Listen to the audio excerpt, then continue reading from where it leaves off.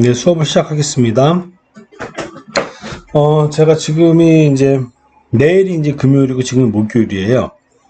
목요일 날 지금 10시 30분 정도 됐는데 오늘 11시 59분까지가 과제 제출입니다. 근데 제가 이 클래스 확인해 보니까 아직 11명이 과제를 제출 안 했어요. 그리고 제가 과제 기간을 길게 주면은 장점은 과제를 할 시간이 많다는 거고, 단점은 이거 해야지 생각하고 있다가 여러분들이 까먹을 수 있다는 겁니다. 또 오전에 문자까지 제가 단체 문자를 보냈으니까 오늘 밤까지는 모두 제출할 거라고 믿고 있습니다. 자, 오늘은 유기화합물, 휘발성 유기화합물에 대해서 한번 해볼게요. 여기 이제 핫 이슈라고 해놨죠.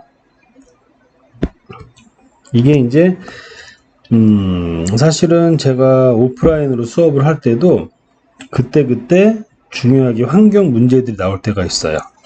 환경 문제.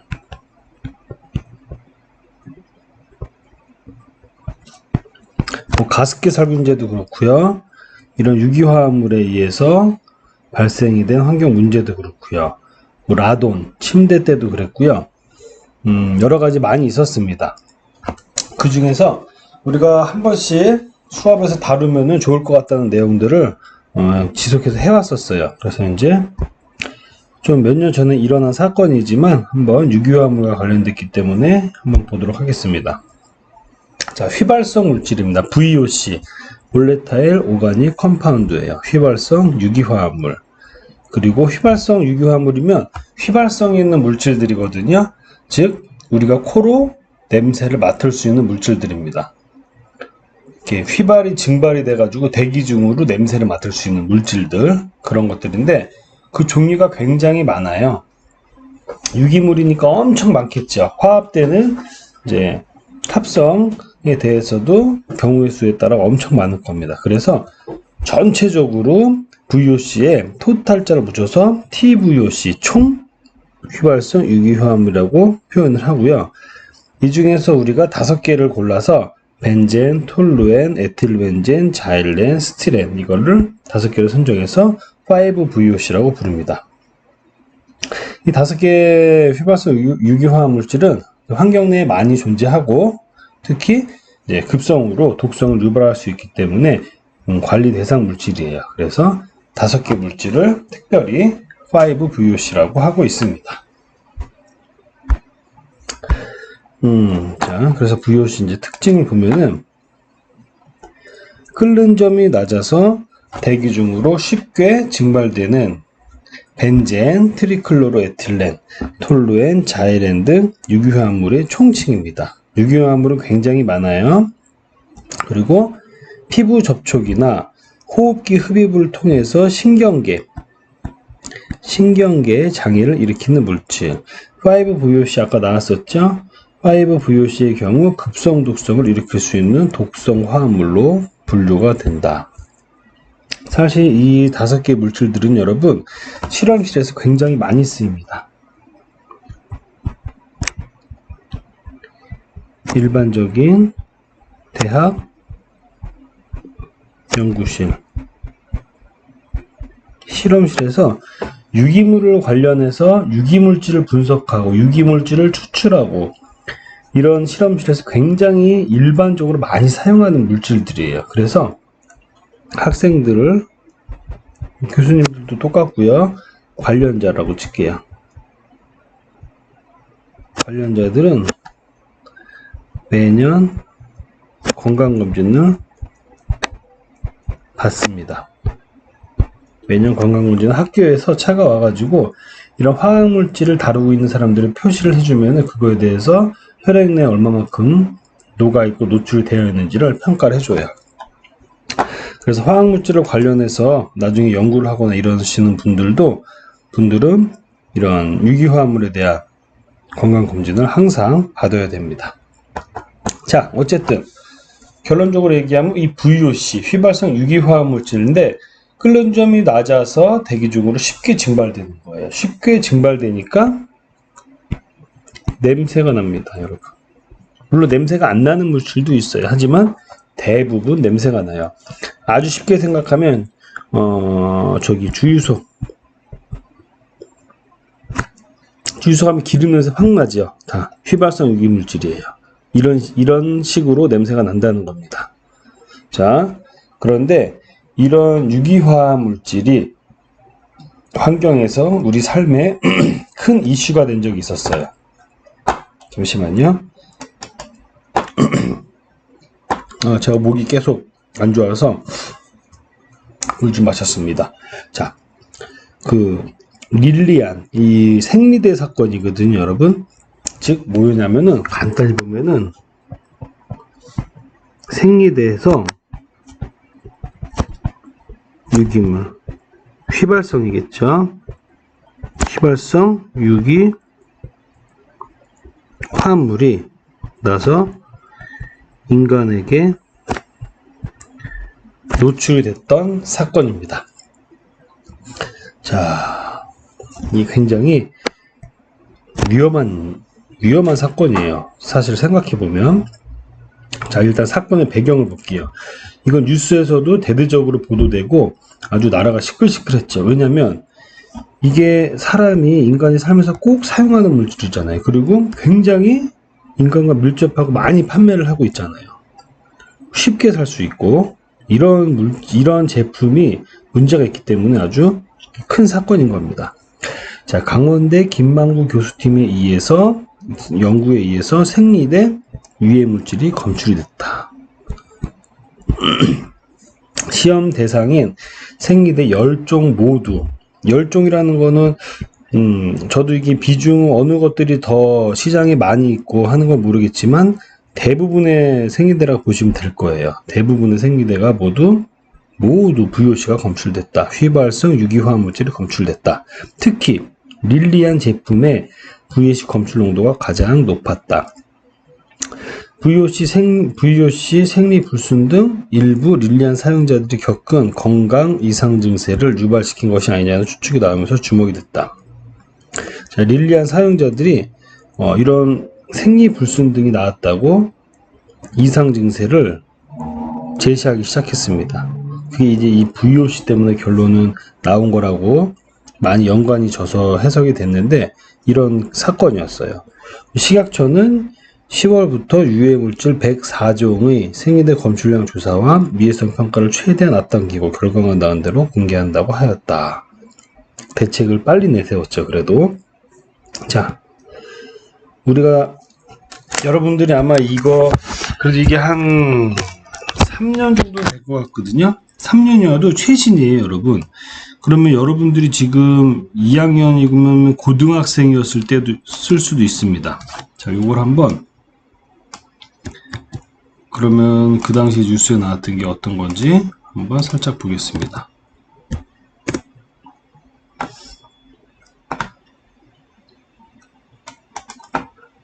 이 문제를 취재하고 있는 사회 일부의 윤정식 기자와 한 걸음 더 들어가 보겠습니다. 윤정식 기자, 먼저 이 독성 생리대에 대한 문제 제기가 어떻게 시작됐는지부터 좀 볼까요? 네, 생리대 유해성 논란은 2014년이었죠. 이 미국의 이 지구를 위한 여성의 목소리라는 환경단체가 처음 제기를 했습니다. 네. 미국 시장 1위 제품인데요. P&G의 Always라는 이 생리대에서 이 발암물질 그리고 생식 독성 유발물질이 여럿 검출이 됐다라고 발표를 한 겁니다. 국내에서도 비슷한 의심을 했던 이 여성 환경연대라는 곳이 작년 10월 달에 강원대 김만구 교수팀의 시장 상위 4개사 제품 10개 종을 조사 의뢰를 했습니다. 그리고 올해 3월 결과가 발표됐는데요. 모든 제품, 10개 제품 모두에서 VOC, 즉 휘발성 유기화학 물질이 검출이 됐습니다. 네, 그러니까 10개 제품 모두에서 이제 검출이 됐다는 건데 왜 유독 릴리안 생리대 파동이 된 겁니까? 이 조사 결과가 말씀드린 대로 지난 3월에 발표가 됐는데요. 네. 이후에 한 언론이 여기서 가장 많이 검출이 됐던 제품이 깨끗한 나라의 릴리안이라고 공개를 했습니다. 당초에는 익명으로 공개가 됐었는데 이 한 언론이 먼저 공개를 한 거고요. 그 제품을 사용하고 있는 소비자들이 소송을 제기하면서 일이 커지게 된 겁니다. 물론 다른 제품의 결과도 공개하라는 요구가 뒷발치고 있습니다. 저희도 최근에 시험 결과표 원문을 입수했었는데 이 제품 실명 공개 여부를 매우 고민을 했었습니다. 네. 이후에는 해당 실험이 적절했느냐 이런 논란이 지금도 계속이 되고 있기 때문에 고민을 했는데요. 네. 지금까지 논란은 계속되고 있습니다. 그러니까 구체적으로 어떤 적절성 논란입니까? 일단 실험 결과표를 한번 먼저 보게 될까요? 네. 여기서 A사의 생리대를 한번 예를 들어보겠습니다. 여기서 1,2,4 트리메틸 벤젠이라는 물질이 검출이 됐는데 2.79 나노그램이 검출이 됐습니다. 그런데 여기 지금 반짝거렸던 이 편차, 네. 즉 플러스 마이너스 7.67이라는 숫자가 나오는데 이게 바로 오차 범위를 의미합니다. 그렇기 때문에 연구팀이 여러 번 같은 생리대를 검사를 하면서 나왔던 수치가 평균은 2.79지만은 편차가 발생을 하면서 그보다 높게 또 낮이는 낮게 이 측정이 된 겁니다. 그런데 숫자를 가만히 잘 보면은 이 편차가 오히려 평균치보다 원 수치보다도 더 많습니다. 네. 그렇기 때문에 마이너스가 되는 경우도 생길 수가 있거든요. 네. 그렇기 때문에 일부 학자는 연구가 잘못됐다라는 증거라고 말을 하기도 하고요. 또 다른 학자는 극미량을 다루다 보면 이 통계상 이런 일이 종종 있다고 주장을 하고 있습니다. 계속해서 논란이 되고 있는 대목입니다. 네, 그러니까 독성을 측정했는데 마이너스 수치가 나오는 건 사실 좀 잘 이해가 되지 않는 부분이기도 한데 이걸 어떻게 이해를 해야 하는 겁니까?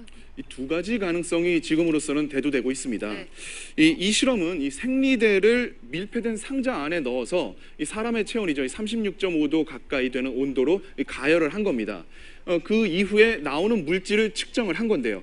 이 과정에서 측정 오류가 생겼을 가능성이 제기가 되고 있고요. 반면 동일한 제품이라도 이 생산 과정에 따라서 해당 물질이 함유 비율이 제대로 관리되지 못했을 가능성도 제기가 되고 있습니다. 이거는 일종의 제품 하자인 겁니다. 네. 사실 식약처는 처음부터 이 실험의 한계를 알고 있었지만 그동안 함구하면서 이를 키운 측면이 있습니다.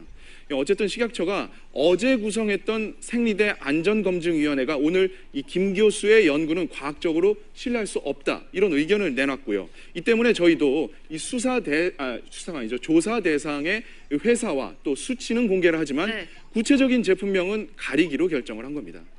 그러면 과학적으로 신뢰할 수가 없다면 이 실험은 별 의미가 없다고 봐야 하는 겁니까?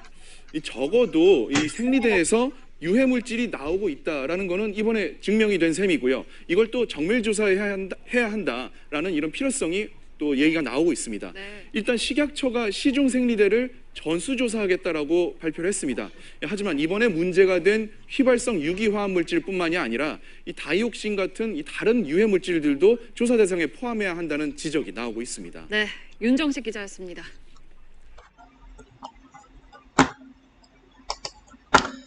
자, 이게 제가 한번 날짜를 볼게요. 날짜를 깜빡했네. 지금 17년 있네요. 4년 됐네요. 4년. 4년 전에 여러분들 4년 전에 대부분 고등학생이었겠네요. 대학생인 분이 없겠네요. 그죠? 자, 4년 전에 이런 유해 물질, 휘발성 유기화합 물질에 대한 문제가 아주 대대적으로 큰 이슈가 됐었습니다. 여러분들이 고등학교 때. 그래서 보면은 생리대 유해물질 조사 결과, 이 강원대에서 나온 건데 여러 가지 이건 제품들이죠. 제품들이 있고 각 제품마다 벤젠, 트리클로로에틸렌, 디클로로메탄, 이소필렌, 에틸벤진, 스티렌 등등 이런 것들이 어떻게 발견이 됐는지, 검출이 됐는지를 개수로 나타냈네요. 자, 이런 물질들은 여러분 대부분 발암물질이에요. 발암물질. 여기 써있네요. 1, 2군 발암물질. 1군 발암물질은 뭐였죠, 여러분? 그룹 1. 우리 배웠죠? 그룹 1 뭐였습니까? 혹시 여기 PPT 있나 볼까?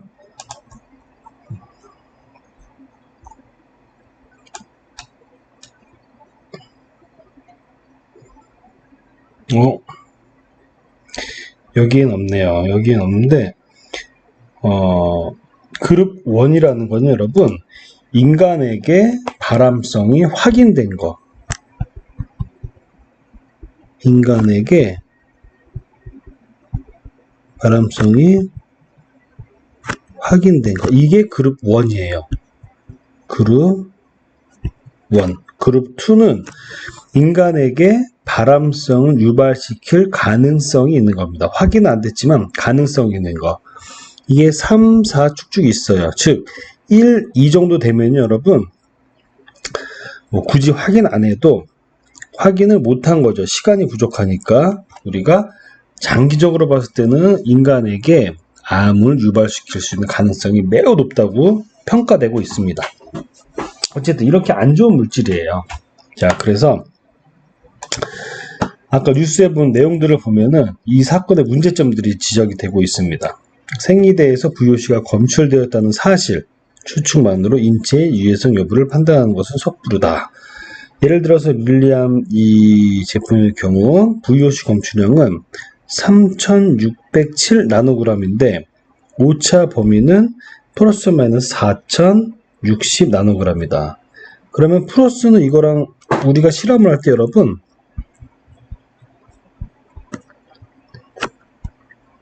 일반적인 거 제가 말씀드릴게요. 3회 실험을 합니다. 3회 실험. 그래서 데이터 값을 평균 플러스 마이너스 편차 이런 식으로 제시를 해요. 저희가 논문을 내거나 연구 보고서를 낼 때 대부분 이런 방식을 씁니다. 동일한 거를 3번 동일하게 분석을 한 다음에 그러면 값이 조금씩 다르게 나오거든요. 근데 편차를 제시를 해줍니다. 즉 신뢰성, 이 분석의 정확도를 우리가 간접적으로 평가하는 내용이에요. 근데 이거 보면은 마이너스 플러스는 요거에 보다 플러스 이만큼 플러스 4천 정도가 될 수도 있고 요거에 마이너스 4천 정도가 될 수 있다는 얘기거든요. 마이너스 4천 하면 이 값 자체가 마이너스가 되는 거죠. 마이너스. 이렇게 될 일은 좀 이렇게 이해하기가 어려운 상황이죠. 농도가 마이너스다. 농도가 아예 0보다도 더 낮은 마이너스다. 이런 일은 발생하기가 없습니다. 실적으로. 그래서 이게 나노그램이라는 것은 여러분 굉장히 낮은 단위거든요. 킬로그램, 그 다음 그램, 밀리그램, 마이크로그램, 나노그램 이렇게 가잖아요. 이거 몇 배? 1000배. 몇 배? 1000배. 1000배. 1000배. 엄청난 거죠. 10에 12승배네요. 10에 12승배만큼 굉장히 값이 낮은 값이에요. 아주 미량 물질 분석하는 방법인 거죠. 분석하는 것도 전문가가 아니면 할 수 없는 내용입니다. 그런데 이렇게 낮은 분석을 하다 보면은 이렇게 오차 값이 프로이너스의 편차 값이 이렇게 마이너스 값을 발생시킬 수도 있다. 이거는 경험을 해보면 나올 수가 있어요. 하지만 올바른 값은 아닌 거죠. 자, 어쨌든 위 자료만으로는 위해성을 판단하기 어렵다. 김만구 교수의 실험은 VOC 전체 배출량을 측정한 것, 위해성까지 평가한 것은 아니다. 위해성 판단을 하기 위해서는 노출 여부와 다른 변수도 같이 고려해야 된다. 자, 이렇게 나왔습니다. 그래서 사실은 이런 뉴스를 접했을 때 우리의 자세가 우리가 사용하는 것에 대해서 정확한 지식을 가지고 있어야 한다. 우리의 몸은 현재도 알지 못하는 곳에서 여러 가지 성분을 흡수하고 있다. 우리에게 필요한 것은 가까이, 해가 되는 것은 멀리하는 지혜가 필요하다. 아주 일반적인 걸로 제가 결론을 맺었습니다. 근데 여러분, 아까 같은 이런 유기물질들 있잖아요. 유기화합물. 이게 왜 안 좋으냐면은 물에 녹을까요, 여러분? 물에 녹지 않습니다. 물에 녹지 않는데 대신에 여기 어떻게 녹는다? 기름에는 녹아요. 기름 또는 용매 녹는다. 물에 녹지 않고. 자, 시간이 애매하니까 다음 동영상 바로 넘어갈게요.